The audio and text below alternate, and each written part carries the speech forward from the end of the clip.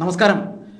CPM-ന്റെ ജില്ലാ സമ്മേളനങ്ങൾ കണ്ണൂര് എത്തി നിൽക്കുമ്പോൾ ഇനി അത് അവസാന ഘട്ടത്തിലേക്ക് പോകുമ്പോൾ ഈ കഴിഞ്ഞ എല്ലാ ജില്ലകളിലും ജില്ലാ സമ്മേളനങ്ങൾ ഉണ്ടായ ചില സംഭവ വികാസങ്ങളെക്കുറിച്ച് നമുക്ക് പറയാതെ പോകാതിരിക്കാൻ വയ്യ.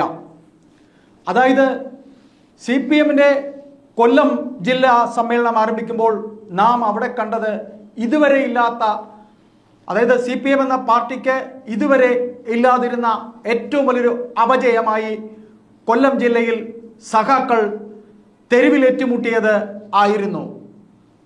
അവിടെ നിന്ന് അങ്ങോട്ട് കരുനാഗപ്പള്ളിയിലേക്ക് പോകുമ്പോൾ അതിലും സ്ഥിതി വിഭിന്നമായിരുന്നില്ല. അതും ഇത്തരത്തിൽ അവസാന ഘട്ടത്തിലേക്ക് എത്തുമ്പോൾ ഈ പറയുന്ന പാർട്ടിയുടെ സംസ്ഥാന സെക്രട്ടറി കൂടെ വന്ന് കരുനാഗപ്പള്ളിയിൽ ഒരു അഡ്ഹോക് കമ്മിറ്റി ഉണ്ടാക്കേണ്ടി വന്നു. തിരുവനന്തപുരം ജില്ലയിലെ കാര്യത്തിലേക്ക് നാം കടക്കുമ്പോൾ തിരുവനന്തപുരം ജില്ലയിൽ ജില്ലാ സെക്രട്ടറി ജോയിക്കെതിരെ മംഗലാപുരത്തെ ഒരു ഏരിയ കമ്മിറ്റി സെക്രട്ടറി തന്നെ തിരിയുകയും ഒടുവിൽ സമ്മേളന വേദിയിൽ നിന്ന് ഇറങ്ങിപ്പോയ ഏരിയ കമ്മിറ്റി സെക്രട്ടറി BJP-യിലേക്ക് ചേരുകയും ഉണ്ടായി.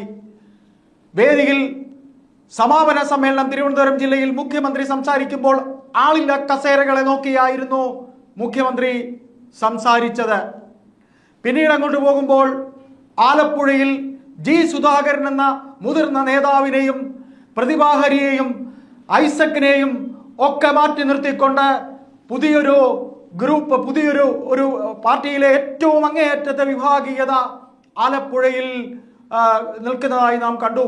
അവിടെ മുതൽ മുഖ്യമന്ത്രി പാർട്ടിയുടെ എല്ലാ ജില്ലാ സമ്മേളനങ്ങളിലെയും നിറസാന്നിധ്യമായി അതായത് പ്രതിനിധികൾക്ക് തിരികെ ഒരു വാക്ക് ഉരിയാടാൻ പറ്റാത്ത വിധത്തിൽ മുഖ്യമന്ത്രി അവിടെയെല്ലാം ഒരു വിലങ്ങുതടിയായി നിന്നോ. അതായത് പ്രതിനിധി സമ്മേളനങ്ങൾ പങ്കെടുക്കുന്നവർക്കൊന്നും തന്നെ ഒന്നും പറയാൻ പറ്റാത്ത സ്ഥിതിയിൽ മുഖ്യമന്ത്രി വേദിയിൽ അവിടെ മുതൽ കുത്തിയിരിക്കാൻ തുടങ്ങി.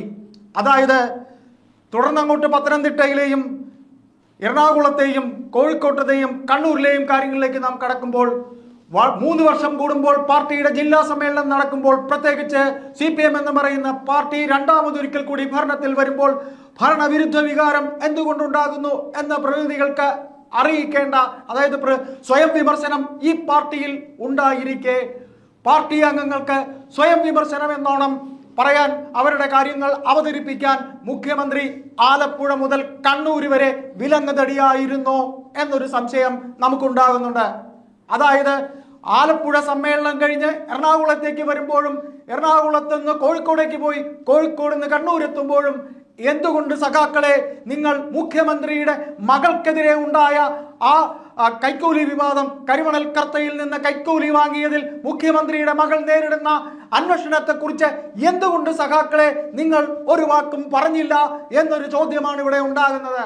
പത്തനംതിട്ടയിലെ ഒരു ഉയർന്ന ഉദ്യോഗസ്ഥൻ ADM നവീൻ ബാബു എന്ന ആ ഉദ്യോഗസ്ഥന്റെ മരണവും അതിന്മേൽ കണ്ണൂർ പാർട്ടിയിലെ അംഗമായിരുന്ന ജില്ലാ സെക്രട്ടേറിയറ്റ് അംഗമായിരുന്ന ജില്ലാ കമ്മിറ്റി അംഗമായിരുന്ന PP ദിവ്യയിൽ ഒതുങ്ങി ഈ പറയുന്ന എല്ലാ വിഷയങ്ങളും ഭരണവിരുദ്ധ വികാരം ഉണ്ടായതിനെ കുറിച്ചോ ആഭ്യന്തര വകുപ്പിലെ കെടുകാര്യസ്ഥതയെക്കുറിച്ചോ ADGP അജിത് കുമാർ കാണിച്ച പൂരം കലക്കലിനെ കുറിച്ചോ എന്തുകൊണ്ട് സഖാക്കളെ നിങ്ങൾക്ക് നിങ്ങളുടെ മുഖ്യമന്ത്രി കൂടെ ഇരുന്ന വേദിയിൽ പറയാൻ കഴിഞ്ഞില്ല, പറയാൻ കഴിയാത്തതെന്തേ എന്നൊരു ചോദ്യം ഇവിടെ ഇവിടുത്തെ കേരള സമൂഹം ഇവിടുത്തെ CPM-ലെ അണികളോട്, സഖാക്കളോട് ചോദിക്കുന്നു.